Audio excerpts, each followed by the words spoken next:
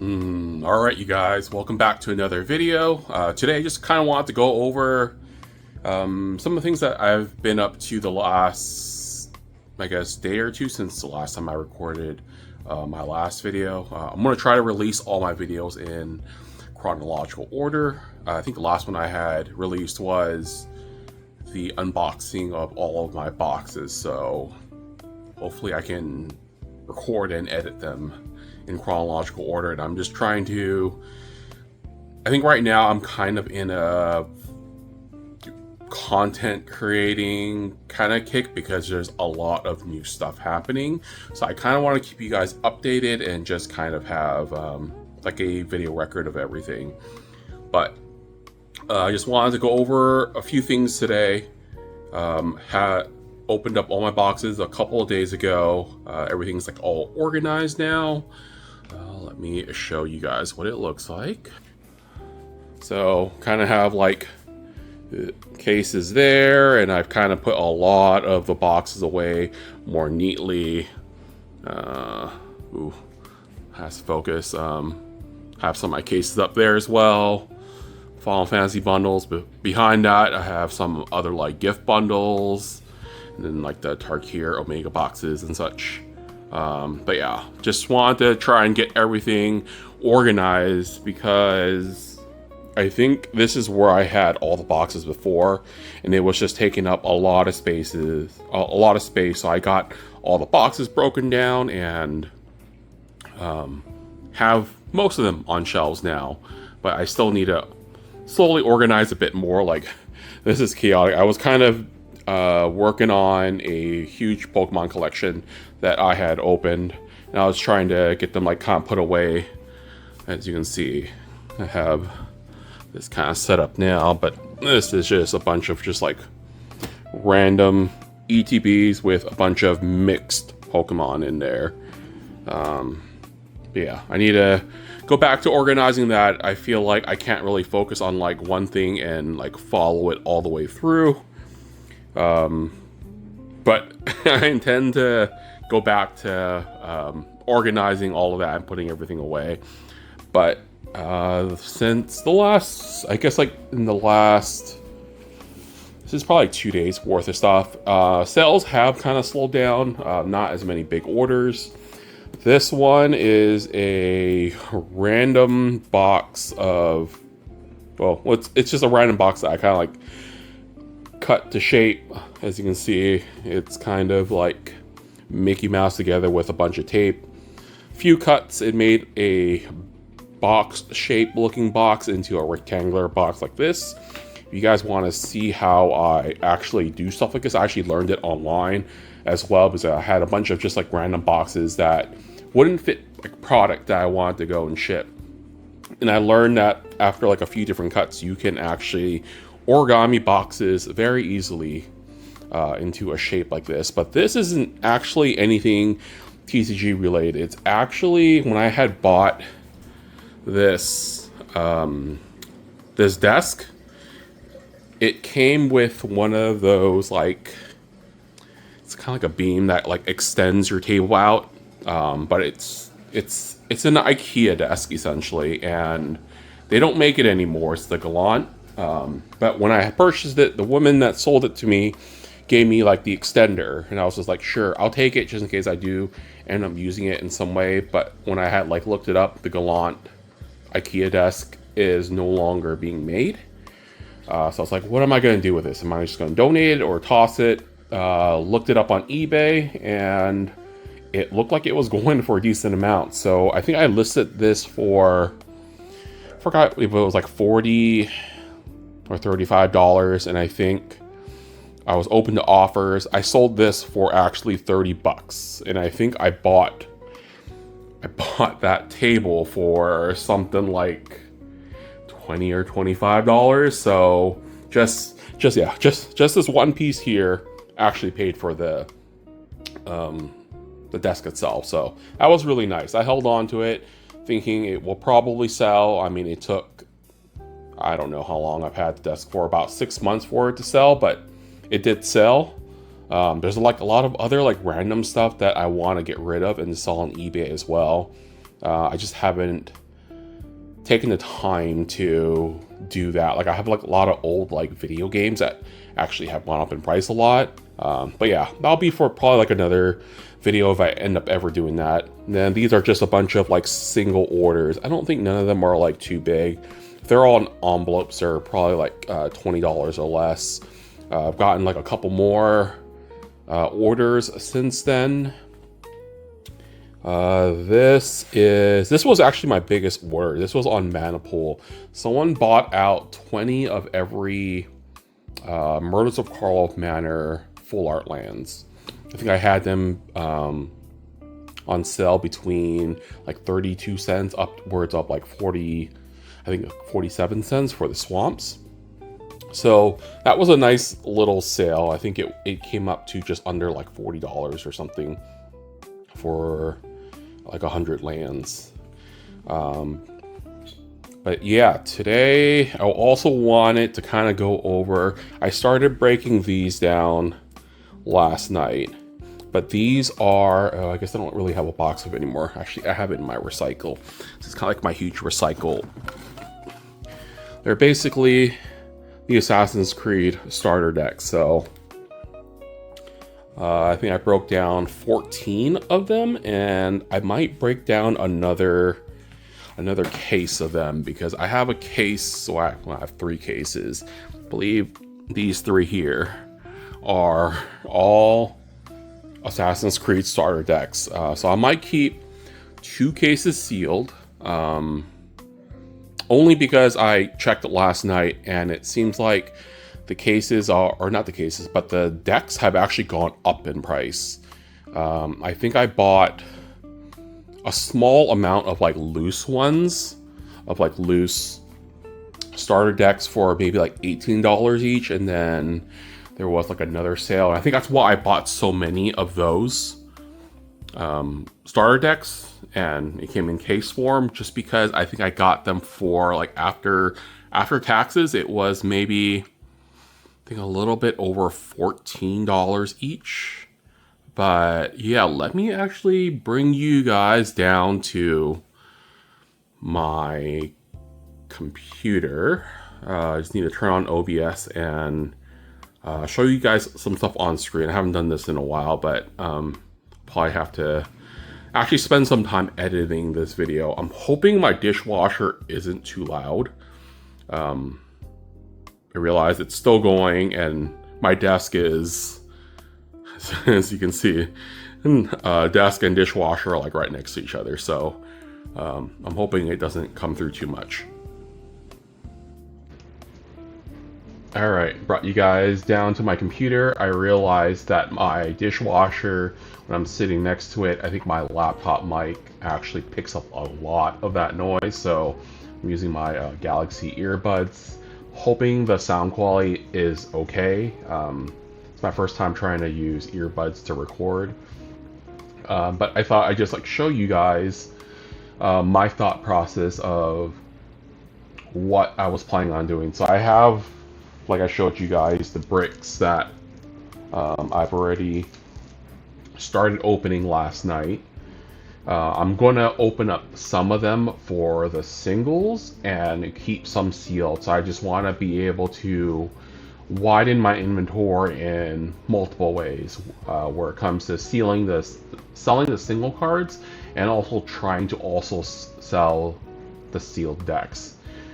It doesn't seem like the sell-through rate is very high when it comes to probably starter decks in general. I haven't checked like the Final Fantasy starter kits, but they're currently going for $38 on TCG Player right now.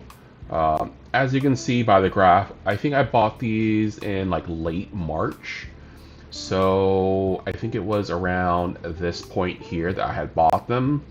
And I think I got them at, when I first saw them, I got them at like $18 or something. I think that was like after taxes and shipping and all those fees. So I was like, okay, if they're going for, you know, $23, $24, I could potentially make margins on it. I realize now, after shipping fees, like, you're not making any money off of it. But I think the estimated value for the single cards at the time was decent. So I was like, oh, I could maybe make like a few dollars off of opening up each starter deck, and starter decks are going to be easy to open because all the cards, just like commander decks, they're all exactly the same in the exact same order, so just listing them all will be easy. I was looking for any way at the time to be able to buy sealed products and basically sell the singles, like open up and sell the singles. That was like kind of my thing when I first started, and I realized, yeah, I went a little bit too hard on it, but this product, as you can see, I think in my last video, I was a bit uneasy about how much I had bought, but now that I'm looking at how much these are actually selling for, 38 bucks, I know they don't sell too often. It looks like it's at most one a day of these decks that are selling. There is one person that has undercut everyone by a lot, and they have a lot of them. Like this person's selling them for just under $27, and the next cheapest one is $38. So I don't know why they're undercutting everyone by like 50%. Like it's not 50%. It's less than 50%, but they're undercutting everyone by like $11. Like, I don't understand why they do that. It is like a verified seller or like a gold star seller, and they're a store as well. So maybe they want to just get rid of them quickly. They obviously know the value of the decks, and I think if you were to sell, I had calculated them out, so I had looked the red-white deck, which I was like looking at some of the cards for this deck. It seems like it's an equipment deck, and when I first started playing on Magic Arena, the red-white equipment deck was actually my favorite deck to play. It's just super powerful. So this deck seems like it's pretty good. I think if you were just to calculate the EV, like the estimated value of every single card in this deck, including like the penny cards and everything, it's about $30. But I think if you were to only take the cards that are like worth $2 and more, it's about $20 in value in just like this deck alone. And then there's the blue-black deck, which isn't as valuable. I think the EV for it is about $15, $16. But if you were to just, then again, take the cards that are worth like $2 or more, because normally any card, I feel like any card like $2 or more will sell relatively quickly as long as it's fairly playable. I think it is like about like $6 to $8 in this deck. So basically, I think what they're trying to do is sell the deck for what the singles are essentially worth, what the higher value singles are worth, and they just don't want to deal with like breaking it down, so they're just kind of fire selling them. I don't know if the decks will actually sell for $38. Like once this person in maybe like 2 months sells all of their decks, if they don't have any more and they're not like selling them at this price and no new sellers then come in and try to sell at the same like $27 price tag, I don't know if they will actually sell at $38. It looks like some have sold at a decently high price, like earlier this month there was one that sold at 40, 34, 33, so they will sell above $30. I just don't know how quickly they'll sell, but I'm willing to sit on them because I bought them so long ago. Well, bought them 4 or 5 months ago, and I kind of forgot that they had existed anyways already. The packaging isn't too big compared to something like the Final Fantasy Costco bundles, or even stuff like Blooming Waters from like Pokemon. So they're a bit more compact. I don't mind sitting on those and like waiting for them to slowly sell, if they will sell at essentially double what I paid for them. Like after all fees and shipping and everything, if I can flip it for 100%, that would be great. I don't know why these decks have gone up in price. I don't know if equipment cards have become better recently in like Commander or some other format. That's like the only thing I can think of. Yeah, they dip down to what they basically are for MSRP, which is I think $20, and then they started to slowly go up in price in like mid-June, and then by like July, yeah, they've gone up, and then they kind of skyrocket again. I don't know why it's doing this. I'm not in the know too much when it comes to like meta decks within like Magic and different formats, because I only play limited. I don't know why these cards have gone up in price. I'm not complaining, but yeah. And then like on Mana Pool, there's not a lot of people that sell sealed on Mana Pool. The cheapest one is $50, then you have to pay $10 in shipping. I think that's pretty expensive. I don't think people are really going to buy at that price. I'm probably going to try and list them on Mana Pool as well. As you can see, one has only ever sold ever on Mana Pool, and that was back in June for $20, which is MSRP.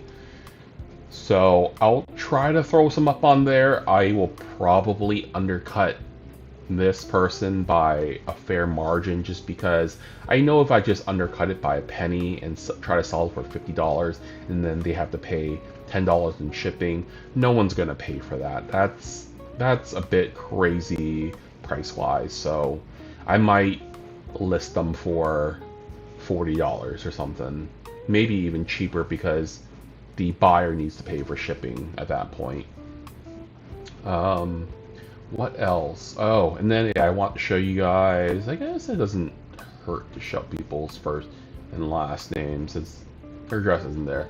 But yeah, I guess I had sold the IKEA Gallant table extension for $35. I accepted the offer. We went back and forth a bit, and told the seller, or told the buyer, that 35 is really like the lowest I'd like want to go. I thought I had offered free shipping on it, but I didn't. And I realized they paid a decent amount for the shipping, so I think my shipping costs should be a bit lower than what eBay had calculated. So this was a good sale. I definitely need to try and sell more things on eBay. I just don't like having to... There's like too much stuff that you need to fill out on eBay, and it's a bit time consuming. I know there are probably tools out there or ways that you can like list things more quickly. Another thing that I sold on eBay recently are these Prismatic Evolutions card dividers. I sell them as a set of 8. I sell them $5 each, and I charge $1.50 for shipping, because it's a little over $1 when it comes to the eBay standard envelope for shipping, and then any cost of, you know, the envelope, my little protectors, and then my team bags and stuff like that. I calculate that as a little bit for like my shipping supplies, and people have actually been buying them. Like I sold I sold one yesterday. I think this was from yesterday. And then, yeah, like a week ago, I sold another. So they're starting to slowly sell. Even on TCG Player, I'll sell like a few every once in a while. And I have like hundreds of them. I was able to get a bunch of them for like really cheap. So I wasn't sure if I should have bought it at the time, but they were cheap. And I was like, these card dividers look really cool. It could be something I could potentially sell. And I've probably made close to my money back for buying all those card dividers at this point now. Had a couple more orders today on TCG Player. I think this one is like a Gundam token, the first one. Second one is some One Piece cards. Yeah, what else did I want to talk about? Oh, I'll probably have to do some editing. I'll probably show like on screen my Edge of Eternity's pre-release. I know that was, oh god, I think it's been like a couple of weeks now. It was like a couple weeks ago, or like a week ago, or something like that. I can't remember. I lose track of time now. I did okay for the Edge of Eternities, and I feel like I only did okay because I probably did like on average like what I typically will do. I hadn't played Magic in so long, so it was really awkward going to and play in person again. But I know I believe I went 3 6-0s or 3 2-0-1s, so 2 wins, 0 losses, 1 draw. I had a lot of opponents that were like okay with on that third round going for the draw, and I was like okay with it just because most of the time I felt like my deck barely scraped by to get into the final round going 2-0. I did go 1-2, I believe, once, and that felt really bad. I feel like I rarely ever go like 1-2 anymore. So I think I only got 3 packs from that. And then I think the 5th one, I actually went like 2-1, so that's like another 5 packs. So in total, what, 18? For 2-0-1, I got like 18 packs.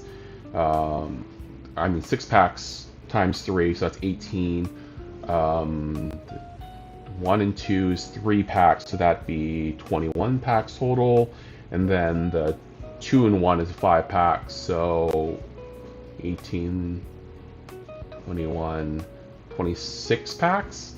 And if I just went 2 and 1 every single event, I would have essentially gotten 5 packs of 5 because there's 5 events I typically go to for pre-release weekend. So I think I did on average how I typically would do. I know like my first deck was, I'll put it on screen, it was a red-white deck. I took a picture of that one. I was trying to take pictures of every single deck that I did play. And I think another 2-0-1 deck I went was a black-white deck. I do not remember what my third 2-0-1 deck went. I think some of the decks, I think the black-white deck or maybe the other deck I didn't take a photo of. I could have gone 3-0 because I did play, 2 of my opponents I did play the third game anyways, just to, you know, play for fun, even though we were planning on splitting the prize pool. And I think I beat them both, but I think it's very different when you're playing under that stress, knowing that you're trying to go for that 3-0 win, and when you're trying to just play for fun. And you might play more loosely. You would do plays you typically wouldn't play, maybe riskier plays. But yeah, the pre-release was definitely a lot of fun. I'm trying to think if there was like anything else I wanted to go over.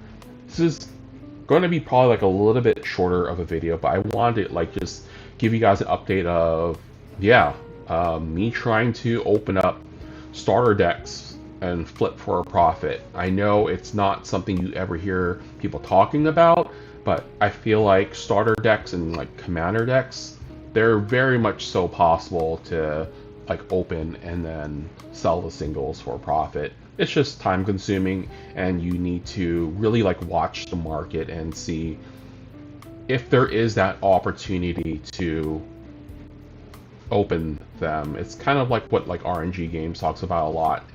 Sometimes he will, like, there are periods of time where he will keep his commander decks sealed and just sell them sealed only, and then at a certain point he will evaluate, look and see if it's still profitable to open up the decks and sell the singles, and then he will do that. But yeah, I hope you guys enjoyed this video, and I will see you guys in the next one.